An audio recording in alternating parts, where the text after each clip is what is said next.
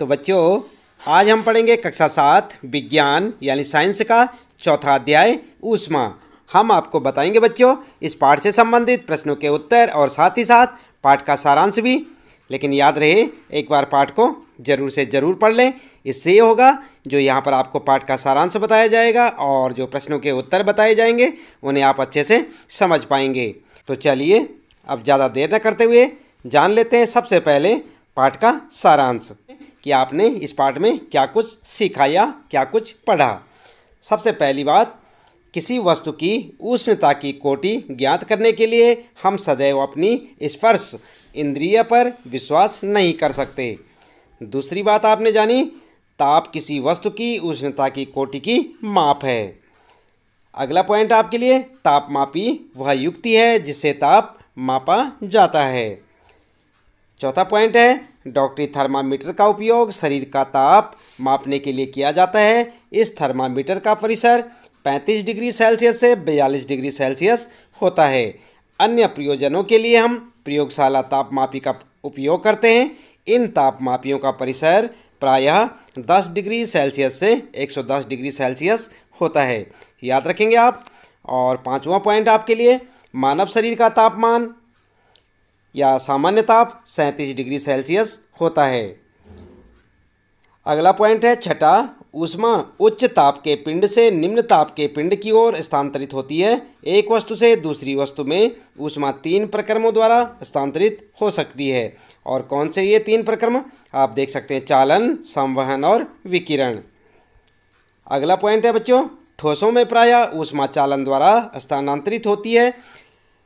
द्रव और गैसों में ऊष्मा संवहन द्वारा स्थानांतरित होती है। विकिरण द्वारा ऊष्मा के हस्तांतरण के लिए किसी माध्यम की आवश्यकता नहीं होती है। अगला पॉइंट है, जो पदार्थ अपने से होकर ऊष्मा को आसानी से प्रभावित होने देते हैं उन्हें ऊष्मा चालक कहते हैं, याद रखेंगे। और 9वां पॉइंट है, गहरे रंग की वस्तुएं हल्के रंग की वस्तुओं की अपेक्षा ऊष्मीय विकिरणों की अच्छी अवशोषक होती हैं। यही कारण है कि हम गर्मियों में हल्के रंग के वस्त्रों में अधिक आराम का अनुभव करते हैं। अगला पॉइंट है बच्चों, सर्दियों में ऊनी वस्त्र हमें गर्म रखते हैं। इसका कारण यह है कि ऊन ऊष्मारोधी है और इसके रेशों के बीच में वायु फंसी यानी कि ट्रैप होती है। तो ये सब पॉइंटों को आप याद रखेंगे। पाठ का सारांश है ये, और मुख्य बातें जो आपको इस पाठ में बताई गई हैं आप उन्हें अच्छे से समझें, उन्हें याद रखें और पाठ को ज़रूर से ज़रूर पढ़ें। इसके बाद आइए जान लेते हैं इस पाठ में पूछे गए प्रश्न और उनके उत्तर। अभ्यास प्रश्न उत्तर में इन्हें आप अपनी नोटबुक में नोट कर सकते हैं बच्चों। पहला प्रश्न आपके लिए, प्रयोगशाला तापमापी तथा डॉक्टरी थर्मामीटर के बीच समानताएं और अंतर लिखिए। तो उत्तर में आप लिखेंगे, सबसे पहले लिखेंगे समानताएं और हेडिंग डाल के लिखेंगे, दोनों थर्मामीटर का कार्य सिद्धांत समान है। दूसरा लिखेंगे, दोनों का उपयोग तापमान को मापने के लिए किया जाता है। और तीसरी समानता, दोनों में एक मोटी दीवार वाली कांच की नली होती है जो एक महीन पतली नली से जुड़ती है। अगला पॉइंट चौथा, तापमान मापने के लिए दोनों थर्मामीटर में पारे का उपयोग किया जाता है। और पांचवी समानता क्या है, दोनों में सेल्सियस और फ़ारेनहाइट अंकित है। ये तो थी समानताएं। और उसके बाद अंतर की बात करते हैं, तो अंतर में आप लिखेंगे अंतर में आप क्या करेंगे, हेडिंग डाल के लिखेंगे। नंबर 1, प्रयोगशाला थर्मामीटर का उपयोग कारखानों और प्रयोगशाला में विभिन्न वस्तुओं के तापमान को मापने के लिए किया जाता है, जबकि डॉक्टरी थर्मामीटर का उपयोग केवल मनुष्यों के तापमान को मापने के लिए किया जाता है। याद रखेंगे ना ये सब। और अगला जो है अंतर क्या है, आमतौर पर प्रयोगशाला थर्मामीटर में तापमान 10 डिग्री सेल्सियस से 110 डिग्री सेल्सियस तक होता है, जबकि डॉक्टरी थर्मामीटर में तापमान 35 डिग्री सेल्सियस से 42 डिग्री सेल्सियस तक होता है। तीसरा अंतर जो है, आमतौर पर प्रयोगशाला थर्मामीटर में कोई अवरोध नहीं होता है, जबकि डॉक्टरी थर्मामीटर में पारा बल्ब के पास छोटा अवरोध होता है। चौथा अंतर है, मान लेते समय प्रयोगशाला थर्मामीटर को सीधा रखना पड़ता है, जबकि डॉक्टरी थर्मामीटर झुकाया जा सकता है। तो ये थे प्रयोगशाला थर्मामीटर और डॉक्टरी थर्मामीटर में अंतर। और इससे पहले आपने देखे यहाँ पर समानताएं, जिन्हें आप जो है अच्छे से याद करें, समानताएं और अंतर। इसके बाद बच्चों अगला प्रश्न आता है आपका। दूसरा प्रश्न है, ऊष्मा चालक तथा ऊष्मा रोधी प्रत्येक के दो दो उदाहरण दीजिए। तो यहाँ पर आप उदाहरण देंगे। सबसे पहले उत्तर लिखेंगे, उत्तर के बाद ऊष्मा चालक के बारे में लिखेंगे, हेडिंग डाल देंगे तांबा, एल्युमिनियम और लोहा, ये क्या है ऊष्मा चालक। और ऊष्मा रोधी में लिख सकते हैं आप लकड़ी, पानी और हवा। इस प्रकार से आपका ये दूसरा प्रश्न और उसका उत्तर हो जाएगा। तीसरा प्रश्न है बच्चों, रिक्त स्थानों की पूर्ति कीजिए और क्या है यहाँ पर आपके लिए कोई वस्तु कितनी गर्म है इसकी जानकारी और यहाँ पर आपको लिखना है द्वारा प्राप्त होती है। क्या लिखना है आपको, तब तक सोचिए आप, अभी हम आपको बताते हैं। और दूसरा यहाँ पर उबलते हुए पानी का ताप तापमापी से नहीं मापा जा सकता और यहाँ पर भी आपको लिखना है। क्या लिखना है, सोचते रहिए, हम आपको उत्तर बताते हैं अभी। ताप को डिग्री और यहाँ पर क्या लिखना है में मापते हैं और यह है बिना किसी माध्यम द्वारा ऊष्मा हस्तांतरण के प्रक्रम को कहते हैं। क्या कहते हैं, पढ़ा था आपने पाठ में। अगला है चाय वाला, स्टील की एक ठंडी चम्मच गर्म दूध के प्याले में रखी गई है, यह अपने दूसरे सिरे तक ऊष्मा का हस्तांतरण और यहाँ पर क्या लिखना है प्रक्रम द्वारा करेगी। और अगला है आपके लिए हल्के रंग के वस्त्रों की अपेक्षा, यहाँ पर खाली स्थान है, रंग के वस्त्र ऊष्मा का अधिक अवशोषण करते हैं। तो इन जो खाली स्थान है बच्चों यहाँ पर आपको कुछ ना कुछ लिखना होगा। क्या लिखना है चलिए देख लेते हैं उत्तर में। सबसे पहला जो कै वाला है, कोई वस्तु कितनी गर्म है इसकी जानकारी द्वारा प्राप्त होती है, किसके द्वारा, तापमान के द्वारा। यहाँ पर क्या लिखेंगे फर्स्ट वाले में तापमान। और इसी प्रकार ख वाले में आप देखें उबलते हुए पानी का ताप और यहाँ पर लिखेंगे डॉक्टरी, तापमापी से नहीं मापा जा सकता। ठीक है, तो यहाँ पर लिखेंगे डॉक्टरी। अगला है बच्चों गै वाले में क्या लिखेंगे उत्तर में, ताप को डिग्री यानी सेल्सियस में मापते हैं। यहाँ पर जो आप लिखेंगे सेल्सियस, डिग्री सेल्सियस में मापते हैं। और घ वाले में लिखेंगे बिना किसी माध्यम द्वारा ऊष्मा हस्तांतरण के प्रक्रम को विकिरण कहते हैं। क्या भरेंगे यहाँ पर, विकिरण। और च वाले में लिखेंगे आप इस प्रकार से, स्टील की एक ठंडी चम्मच गर्म दूध के प्याले में रखी गई है, या अपने दूसरे सिरे तक ऊष्मा का हस्तांतरण संवहन, यहाँ पर क्या लिखेंगे संवहन प्रक्रम द्वारा करेगी।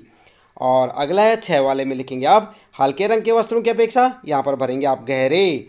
क्या भरेंगे, गहरे रंग के वस्त्र ऊष्मा का अधिक अवशोषण करते हैं। तो इस प्रकार से आपके उत्तर हो जाएंगे। तीसरा प्रश्न है आपका, आपने देखा होगा यहाँ पर ये तीसरा प्रश्न था, रिक्त स्थान थे यहाँ पर, और रिक्त स्थानों की जगह यहाँ पर हमने आपको उत्तर में बता रखा है, ये हेडिंग लगा रखी है, ये सारे आपके जो है रिक्त स्थानों में आप इन्हें भर सकते हैं। अगला है बच्चों चौथा प्रश्न है, कॉलम ए में दिए गए कथनों का कॉलम बी में दिए गए शब्दों से मिलान कीजिए। तो यहाँ पर आप देख सकते हैं कॉलम ए ये है आपका और कॉलम बी है यहाँ पर, और इनका जो है इनका मिलान करना है आपने, इस साइड के जो लिखे हुए हैं इन शब्दों के साथ मिलान करना है। तो किस प्रकार से करना है आप उत्तर में से देख सकते हैं, कॉलम ये है और कॉलम बी ये आपका उत्तर है। और उत्तर में यहाँ पर जो कै वाला है, थल समीर के बहने का समय, तो यहाँ पर आप लिख देंगे रात। ठीक है, समुद्र समीर के बहने का समय, तो यहाँ पर आप लिख देंगे दिन। और गहरे रंग के कपड़े पसंद करने का समय सर्दियाँ, और हल्के रंग के कपड़े पसंद करने का समय क्या लिखेंगे गर्मियाँ। तो इस प्रकार से आपका उत्तर हो जाएगा। इस प्रकार से आप मिलान करें कॉलम ए और बी का, आप देख रहे हैं यहाँ पर। इसके बाद पांचवा प्रश्न आता है आपका, और इसमें पूछा है सर्दियों में एक मोटा वस्त्र पहनने की तुलना में उसी मोटाई का कई परतों का बना वस्त्र अधिक उष्णता क्यों प्रदान करता है, व्याख्या कीजिए। तो यहाँ पर उत्तर में आप लिख सकते हैं, उत्तर लिखेंगे कपड़ों की परतों के बीच हवा फंस जाती है, वायु ऊष्मा रोधी का कार्य करती है, यह परत हमारे शरीर की गर्मी को आसपास के वातावरण में जाने से रोकती है, पतले कपड़े की अधिक परतें अधिक हवा को फंसने देंगी और परिणाम स्वरूप शरीर की गर्मी वातावरण में जाने की संभावना कम होगी। इसलिए सर्दियों में एक मोटा वस्त्र पहनने की तुलना में उसी मोटाई का कई परतों का बना वस्त्र अधिक उष्णता प्रदान करता है। तो इस प्रकार से आप अपना उत्तर लिख सकते हैं। ये पांचवा प्रश्न है, इसका उत्तर आप यहाँ से देख के लिखें, अच्छे से लिखें, याद भी करें बच्चों। अगला प्रश्न आता है चित्र 4.13 यानी कि 4.13 को देखिए, अंकित कीजिए कि कहाँ कहाँ चालन, संवहन तथा विकिरण द्वारा ऊष्मा हस्तांतरित हो रही है। और इस प्रकार का आपको एक प्रश्न में चित्र देखने को मिलेगा, आप देख सकते हैं, ये वाला चित्र आपको दिखाई देगा आपके प्रश्न में, आपकी पाठ्य पुस्तक में देखें।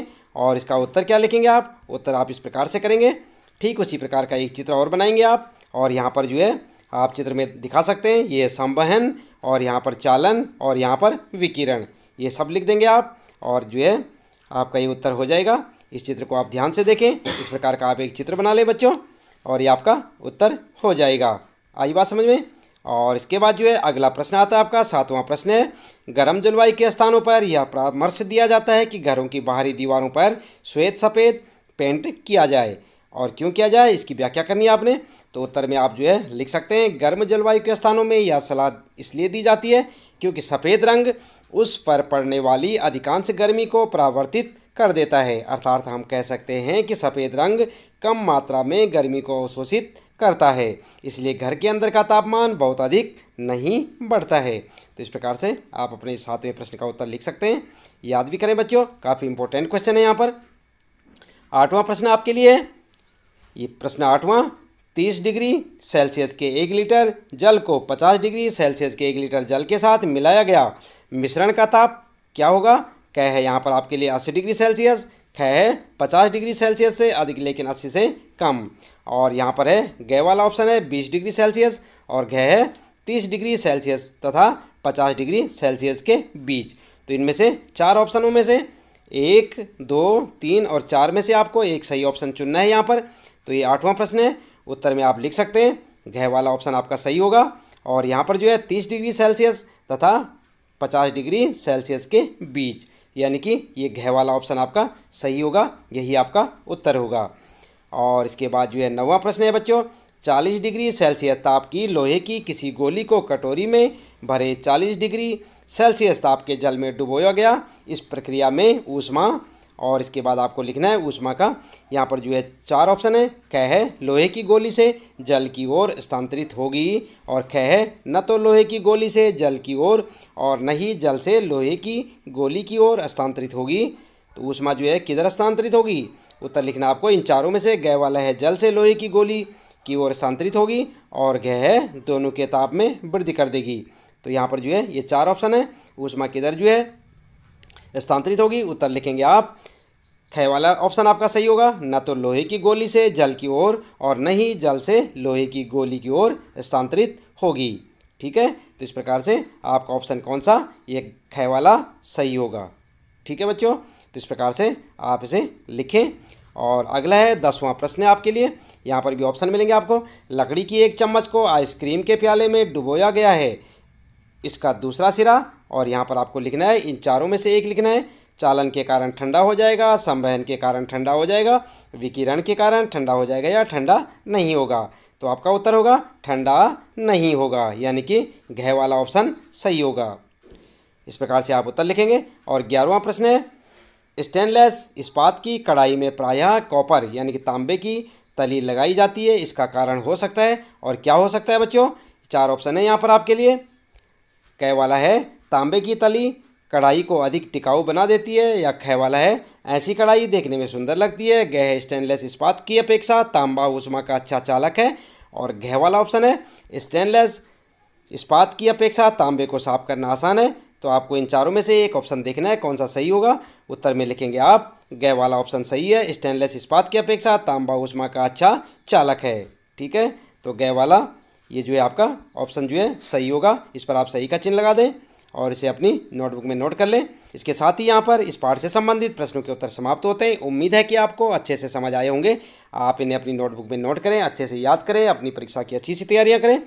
और यदि अभी तक आपने चैनल को सब्सक्राइब नहीं किया या चैनल में आप पहली बार आए हैं तो चैनल को सब्सक्राइब अवश्य कर दें, बेल आइकन भी दबा दें ताकि आपको आने वाली प्रत्येक पाठ की वीडियो की नोटिफिकेशन मिलती रहे और लगातार इसी प्रकार जानते रहे अपने कक्षा 7 विज्ञान के सभी पाठों के प्रश्नोत्तर हमारे साथ।